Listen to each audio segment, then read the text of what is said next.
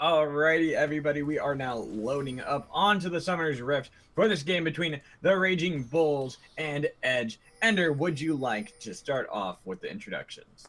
Absolutely. Over on the blue side, it's going to be the one and only Raging Bulls with Hide on Bush in the top lane, Legacy in the jungle, Funky at mid, Vault at AD carry, and Melodic Chaos on support. Ooh, they're going for a quick invade right now, trying to see if they can get a little bit of damage. They do get some onto the top laner of Edge. Now, I shall introduce Edge because we did have a little bit of action going in there. We have Ferendo on the Poppy in the top lane, Washed Up Kid in the jungle on Kha'Zix, Pickle Sore on that Ahri in the mid lane, Panda Opa on that Caitlyn, and Edge Toby on Karma. Yep, that's the shout out Panda Opa was waiting for right there. And that's the last one he's going to get unless he can pop off in this game. We're going to have to wait and see. One thing I'm keeping my eyes on is Funky and Pickle Sword. They both opted for the Assassin Mastery, neither of them running Biscuit, so maybe going to get a little bit more aggressive than we're used to seeing in the middle lane. Ahri, I'd expect that on, Right. But Funky bypassing that is maybe a little bit, I don't know, funky. It's a little funky fresh. Now, do we know he went for the assassin or did he go for longer buffs? That's actually a good question. We'll have to wait and see. Yeah, we can track that once he picks up a blue. That is a possibility because again, on like we said, well, like you said, with the biscuits not taking that on a Orianna, it's kind of funky. Yeah, you But- just used my joke again. Yes, I had to. You know what? I'm taking credit for it though. That's just mine. It's the that you said it. I take it. It's mine now. Ouch. Yes, but it wouldn't be too surprising if he went for the longer buffs because you need that on an Orianna. You want to have as much mana as possible, especially if once you get the blue buffs. And one thing people do underestimate about that mastery is that it actually impacts Baron buff as well. You can get a longer duration out of that, which will just enable you to siege for a couple extra seconds there. Can mean the difference between getting a turret or whatnot. And we were wondering who was going to win down here. Melodic Chaos has hit his binds, but they're still taking the worst of these trades. Yeah, they took a lot of damage on that one. A little too much more than you'd expect. I mean, Bard does have to get in range to auto once he gets the Qs. But by the time he was Washed Up Kids, he wants this right now. Legacy already got it, but look at the isolation damage that Washed Up Kids brings. It was gonna get it. It does go over to Washed Up Kids. He gets the damage barely out of on bated breath right there. That was a very close one. That was actually really close. Legacy had no ghost, and Olaf, he's going to take that spell, so even if he has the ghost, that means he has no flash, and he won't be able to get out of there. Washed Up Kid with a nice little cheese there to find the kill, and he knows that Legacy is going to start on the top half of the map. Olaf desperately needs the blue buff, so it's just a matter of timings then. He goes in at the exact right moment, picks up the first blood, and already off to getting this Kha'Zix to a good game. Yeah, and that was a really good invade. That's the thing about Kha'Zix is that isolation damage is huge. We saw how much damage just one Q did to Legacy there. It pretty much was the deciding factor of that fight. Right, and the minions in the jungle, those monsters, don't count as being on your team, so isolation is still in effect no matter how close those little critters are next to you. So he takes the full damage there from the Q of Washed Up Kid. Yeah, and ooh, look at the good trade coming in from Melodic on that one, as he saw that Vault was getting rooted up. But that's the thing, it is a very oppressive lane coming in from Panda Opie and Toby in that bot lane. Now Toby's kind of by himself, took a little free damage because Panda Opie was trying to put a ward down. Now we see the exhaust actually used to keep Vault alive. Yeah, Summoner Spell win there for Edge, and they're going to be able to keep up the pressure in the bottom lane. Now, something to note, even though Washed Up Kid did get the first blood, he only recalled with about 1,100 gold, so he went for the Caulfields. Typically, on the jungle Kha'Zix, you'd really prefer to base and pick up a Tiamat. Just enables you to get the isolation on the camps just that much faster, really excels your clear, which is something that Kha'Zix can tend to struggle on in the early levels before you get some more ranks up in your W. It's a lot more difficult to clear out the smaller monsters to get that isolation damage. Yeah, it really is. Kha'Zix is kind of a wonky jungler because you talked about it earlier that the jungle camps don't really give the isolation for a champion, but they do for each other. So Right. it doesn't necessarily help his clear, but at the same time it helps so he can invade more and get more kills. And there's such an interesting kind of interactions that he has with the jungle. Yeah, and he did get that early first blood, so maybe he's going to use that to continue to farm up, get some vision down for his lanes, because with every lane seemingly winning, they're constantly shoving in. He's freed up to go for those aggressive invade plays, use that style to his advantage, because Legacy, he's pinned in his jungle. If Washed Up Kid can keep up the pressure on his enemy jungler, all of a sudden, that Olaf won't be able to gank, and his lanes will continue to win out. Yeah. And we've already seen Legacy struggling just to stay relevant with farm, let alone with ganks. So that was the best thing that Washed Up Kids could do, is kind of make the Olaf useless in the early part of this game. That's the really strange thing too. Edge, they got counterpicked in the bottom lane, supposedly. You know, Vault and Melodic Chaos, they had the option to play whatever they wanted. They saw the Caitlyn karma very early on, and they opted in for this very uncommon bottom lane, and they're getting punished for it. They're down about 15 CS, and that's only gonna get wider and wider, I feel, as Caitlyn will be able to punish alongside that karma from very far away. And I think it'll be really more interesting to see how things play out once level 6 hits, once ultimates come in for each side, because that's the one thing about Karma, is she's strong in that early game because she automatically has access to her ultimate, but that doesn't necessarily mean she gets a power spike when level 6 hits. Right, So she won't hit a power spike, but everyone else will. yeah, very true. So, but that's what I think a lot of this is going to end up showing, because there are some very impactful ultimates coming on the side of Raging Bulls. We have the Shockwave, we have the Ragnarok, we have the Bullet Time, and we have the Temper Fate. Very game-altering, game-changing ultimates right there. And actually, we saw a really good trade coming in from Hide Your Bush on that one. He did drop the Subjugate on that one to really make it so that the fight went his way, but kind of pushing around Ferendo. Yeah, rough pillar though. If he'd landed that one, he definitely could have burned the flash from Ferendo, which is really, really powerful to do. Once the Poppy doesn't have the flash available, she's so much more vulnerable. We do see the gank, and we see she does pop the flash. She's trying to turn this around on to Hide Your Bush, but he goes down. Ferendo going down on that one. Now we see Melodic way cut out. We see Picklesword and Washed Up Kids looking for this bot lane. They might be looking for Vault as well on this one. Vault does pick up a kill onto Toby, but we see the kill going over to Picklesword. Definitely worth it for Edge. Not only do they get the 2 kills, but because they were winning out in this lane all game long, that's going to be a first turret takedown, and they're going to try to give solo gold, and they succeed in doing so over to Panda. Yeah, that very smart move. That you want it really on that Caitlyn, who's already up 30 CS over the Misfortune. That's brutal. That's brutal. Not even 10 minutes yet. You're already that far ahead.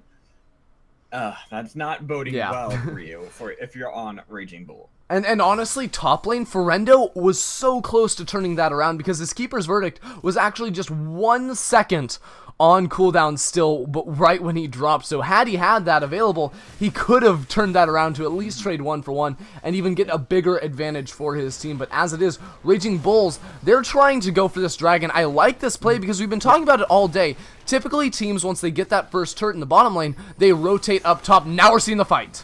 Yeah, here comes the fight. The teleport actually canceled by Ferendo on that one. I think are they going to forfeit it? Is Washed Up Kid going to get it? No, he doesn't. He goes down. The kill going over to Funky right there. Bullet time used, but doesn't really hit onto anyone. Now they're chasing Panda Opie. He does burn the heal to get out of that one as well as the flash. But actually, look at that. Melodic barely surviving in that fight. Huge mistake. I don't know why you canceled the teleport there if you're Ferendo. They're trying to fight on Bush.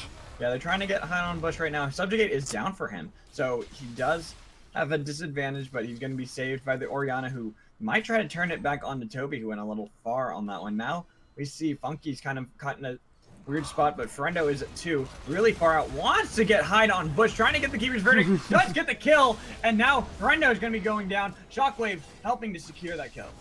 I believe Kaidon Bush was just sentenced to life with the gray screen right there, the Keeper's Verdict, sending him packing off of the Rift. A nice turnaround for Endo. That's what he wanted to do up in the top lane a few moments ago.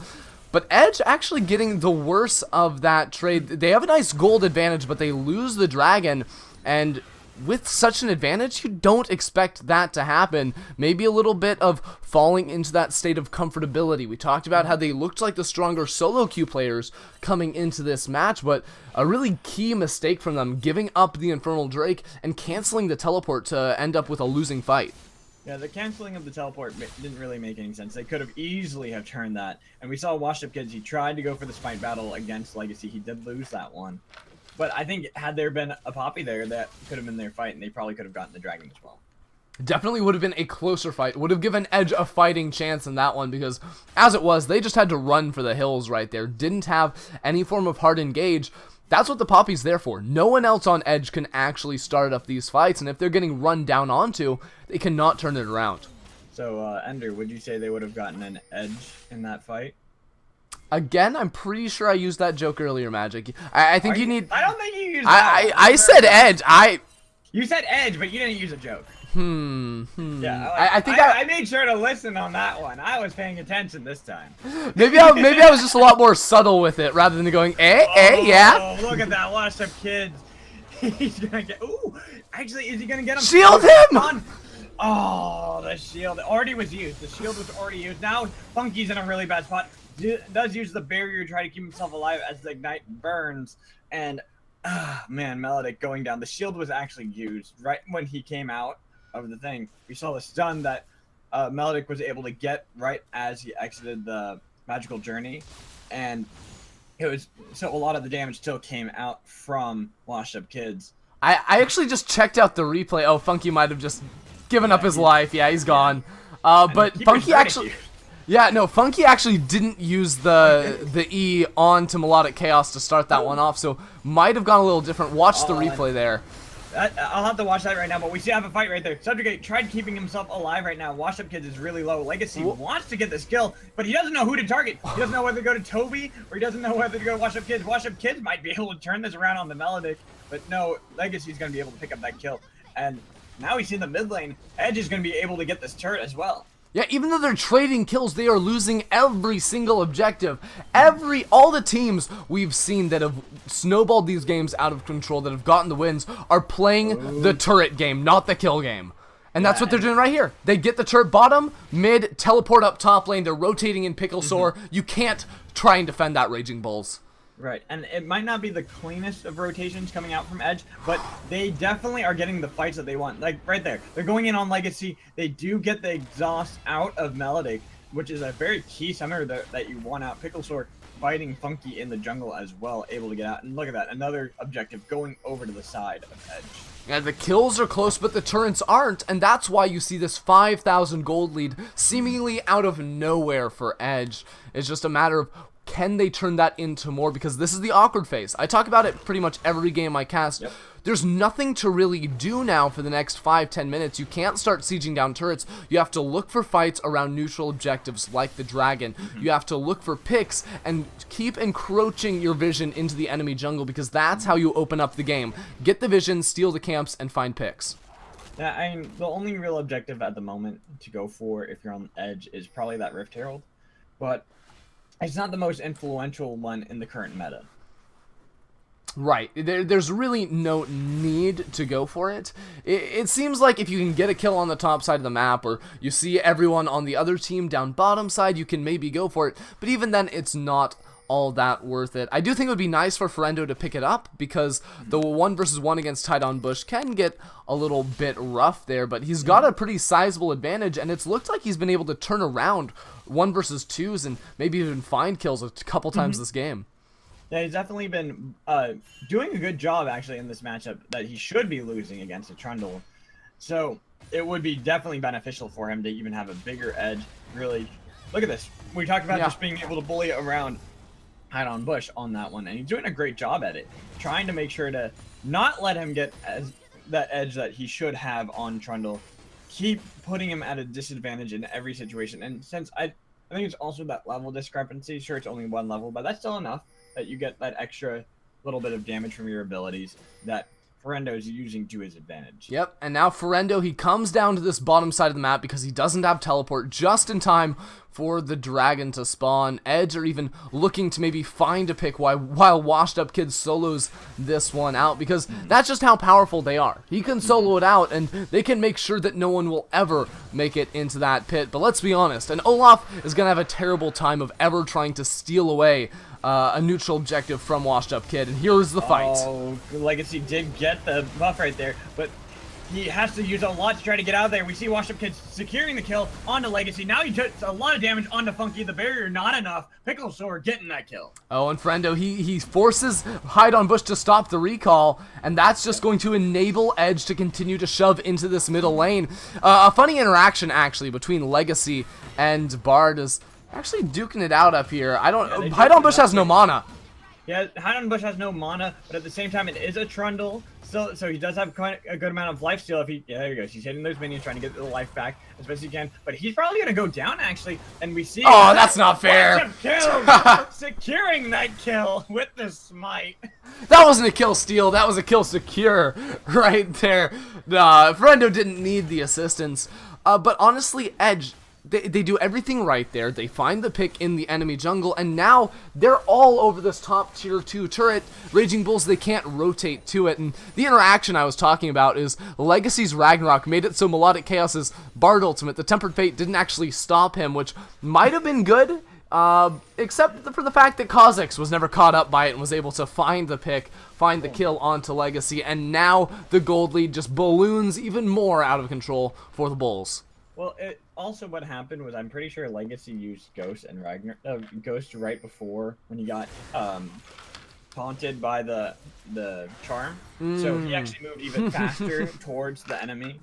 It's like when you have Master Yi, if he ults and you have any fear. Oh boy! Oh, look at that! The bait is real. He has to use the Ragnarok, trying to see if they can re-engage onto that one, but takes a lot of damage. Now Pickle Sword trying to see what he can do. Brendo on the backside does get a decent amount of... Oh, 5-man! That 5-man shockwave with the bullet time helps turn this fight around. That's a double kill going over to Volt. The disrespect from Edge, they are so far ahead in this game, but when you funnel into an Orianna Misfortune who can lock you up with the 5-man, it turns around right on its head. Raging Bulls now with the chance to fire back, get some gold for themselves with this mid lane turret. Yeah, and wow, that was beautiful. The 5-man shockwave with the bullet time hitting onto everyone helps them get that double kill on the Panda and Washed Up Kids. Absolutely gorgeous ulti right there from Funky. The Orianna seemed fairly lackluster for the earlier part of this game, but that makes up for it all right there. Ridiculous play, and honestly, I think it stems from Edge being a little bit awkward with their engage. Their pick, they use the charm onto Legacy, who has the Ragnarok available. I'm not really sure why they go for the pick on the Olaf when there was a Bard there, when there was a Trundle there. Both champions that have a very difficult time getting away from an all-in from an Ahri and the rest of your team. And using it on Legacy just meant that they got baited into that chase where Funky and Vault were waiting to unload all of their combos. Well, now this is a problem, though. They win the fight, but they didn't get any objectives. Oh, they were so close, though. They were so close on quite a number of them, but they couldn't. They were not in a position where they could get any objectives. So even though they win these fights, that doesn't mean that the game's going their way. They didn't really close any of the gold actually, they didn't close the gold at all. No. They really are in just as bad a situation as they were before, and now we have the information going over to Edge where they know to not disrespect them, not clump up like that, because if a 5-man shockwave happens, they can lose a fight. They're looking for a pick right now. They try to get Hide on Bush right now. Much better. Knight going in, and there he goes down. Even though he had the subjugate, he was taunted, then stunned up against the wall from the heroic charge the whole time. He had no chance to use it. That's the target selection I was expecting to see out of Edge a little bit ago. They finally make it work, and oh, Funky, you have to be so careful. You have to be careful. That is the Kha'Zix. He's not carrying. Oh, but he does go down really. But still, that's the shockwave down. Now, Edge are completely free to go up and hit this turret because there's no way that Raging Bulls can actually start a fight against them. Yeah, the bullet time does come down from Vault. It's just to clear waves. Yeah. And that's another ultimate that won the fight before. Actually, the shockwave I don't think was used by Funky though. No, but it's just the kill means Oh, that the threat of it is completely off the board. The one-for-one trade is fantastic there because Kha'Zix, he's never going to have as big an impact in these team fights as that Orianna can possibly have. Yeah, and that was a decent amount of damage going down on the inhibitor. Inhibitor towers can heal them up pretty significantly, so if we see another rotation to that bot lane trying to put the damage down again, could mean it going down, but if we don't see it soon enough, it'll heal up, and I actually would expect them not to rotate down for that. Dragon's about to spawn, go for that, and then maybe rotate top, try to get some warding for that Baron. Yeah, and if you consider all the advantages that Edge have gotten, there's one that they did not get. That was the first dragon of the game. Raging Bulls were able to secure an Infernal Drake. That is absolutely fantastic for them, considering that they need to continue to scale in this game. Hide on Bush, though. Goodbye. He's not afraid at all. He is 8-4 right now on that Kha'Zix. He is doing an immense amount of damage, and if he finds someone alone, he's gonna pretty much one-shot them. Level 11 too for him. Oh boy, Vault. Oh, Vault, you went to the wrong neighborhood, my friend. I am so sorry. Yeah, no, but Washed Up Kids, or Washed Up Kid rather, he's not part of the team anymore. But he's got the level 12 now, already got that upgrade on his leap, so now he has the resets. His team fighting has taken a massive increase here, and they have the vision control. Legacy, there's no way you can get into the pit here against Edge. No. Now, this is the rotation I expected to see. They get the picks. They already were going on the top lane. They were just trying to put wards out, to be honest, and they just were like, oh, well, you're alone. I guess I'll get a kill. Oh, Vault, you're gonna walk into us right here. Let's just charm her, charge you up, and now you're dead. And oh, look, they're down. Let's just go take a Baron. Yeah, and quite honestly, that's the kind of play I expected to see Hayes pull out in the last match. We praised them as being one of the teams to watch as we advance into the playoffs for this tournament here. But Edge, they're doing everything that Hayes needed to do just 10 minutes before Hayes actually made it happen. They're being a little more proactive. They're not as reserved as we see from Hayes.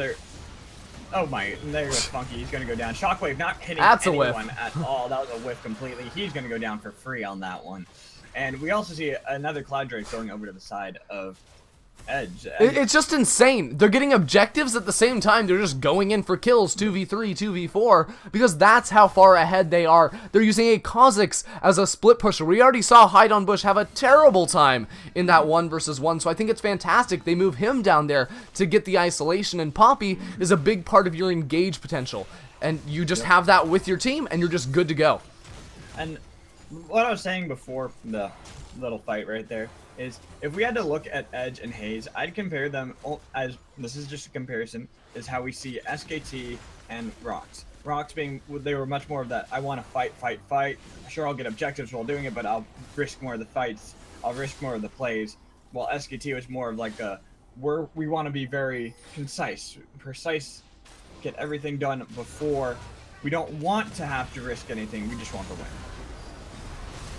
Ooh, and there comes a dive. They tried going in for Melodic right there. Wash Up Kid gets taken down for free, actually, on that one. And that's not necessarily something you want. You want your Kha'Zix to at least get someone. Ooh, now we see Ferendo just going in ham. He gets the kill on a Melodic. He whiffs the Keeper's Verdict, but at the same time, that's where we wanted it. Now it doesn't make it for free anymore. It's the high-risk, high-reward play style you were just commenting on. They get picked, but then right after they go for an engage, find a pick of their own, and all of a sudden they're back straight up to a 4v4 that they win hard. Yeah, they win hard. They get an inhibitor tower, another one, I might add, and that means they probably should be able to get out of this one fairly easily. Ferendo does have a little less mana, and we see Legacy is really far out. And actually, now the minions are flooding the base. Yeah, minions are flooding the base, and this is kind of what you want to do if you're on the side of Edge. You want to drag them out and let minions win. Yeah, the bottom lane, the final inhibitor turret is down to half HP as well. So Edge, all they have to do is go straight on back down there. They can have either Ferendo or Washed Up Kid put the pressure down on the top inhibitor, and we've already seen Raging Bulls, they cannot deal with the split focus, the split pressure that Edge can bring to the table. Continue this high-paced game, and even if you do get picked off, you're strong enough that if you just don't relent in the pressure, Raging Bulls will crack.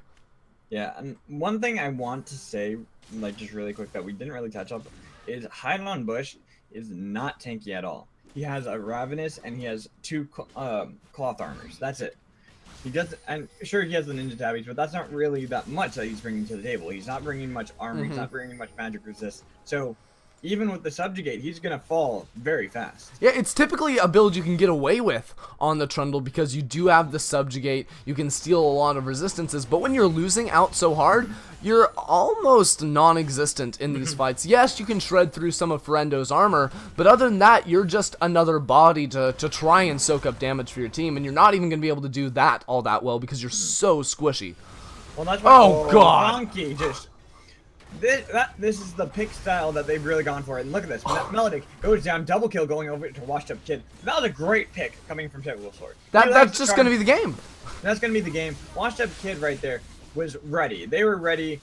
They talked about that. And you see Pickle Sword was like, I'm going to get the charm. You get the kill? And they're like, yep, we got it. And that's what they did. And Vault was the next target. We see Panda Obai actually picking up that killer right there. And now, look at this dive. They're going really far. They know they've won this game at this point. Edge is just padding the KDAs a little bit that you usually see a lot of teams do right at the end. They know they've won, and they're just trying to say, we want to make it look like we did even better. Once again, a complete landslide of a victory for Edge. It's the last defense for Raging Bulls. Can they hold on? They have nothing left defending their Nexus. And we just see Ferendo. He's not afraid. Oh! 3-man Shockwave does come in, but it's not followed up by the bullet time. There's no damage. Still down, so there's no follow-up damage coming in right now. So it's not like before, where we just saw the Wombo combo really swing it in favor of Raging Bull. Now the bullet time's up, but it's too little too late.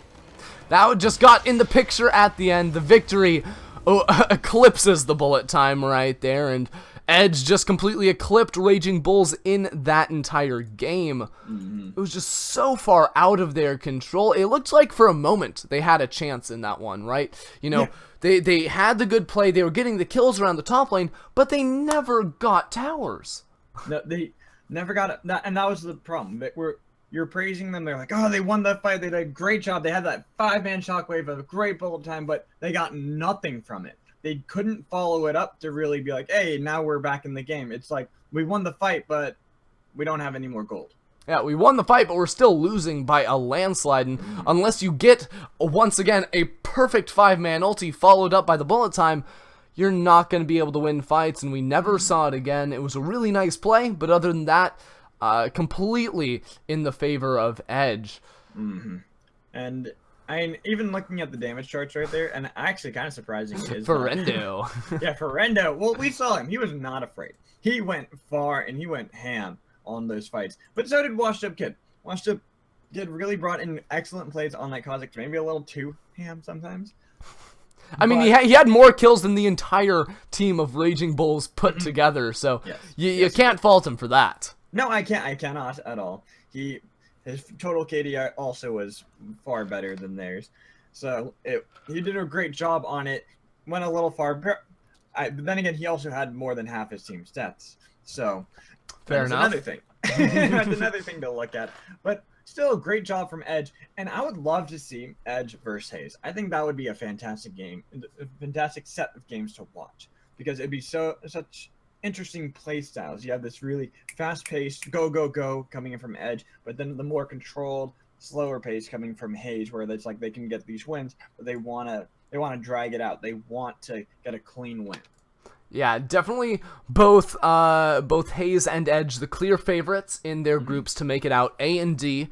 We may see them face off in the playoffs. It would be an exciting one, but for now we're going to have to take a short little break, maybe a little bit longer one, as we're running way ahead of schedule. But we'll be back in a little bit for our fourth and final matchup of the day, Raving Raptors up against One Man Team.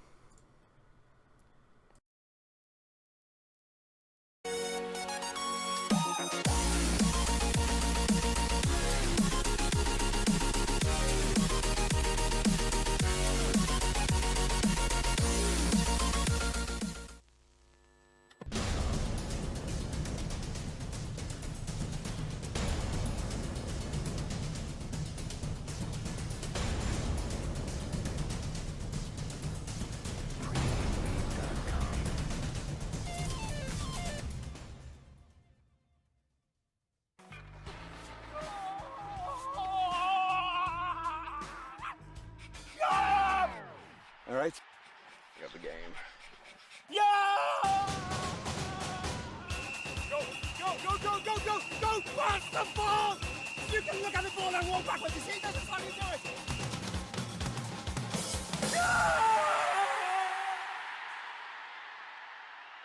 Watch TV anywhere for free on 4G. Now that's something worth shouting about.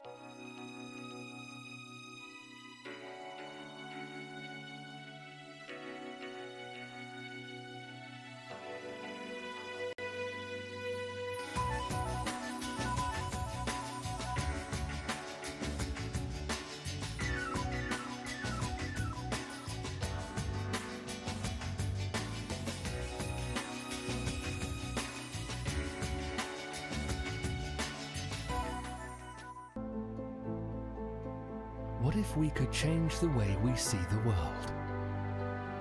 Rediscovering ourselves through the people we meet and the moments we share. Each experience, every encounter, changes our perspectives, leading us to live life our own way. Money my way.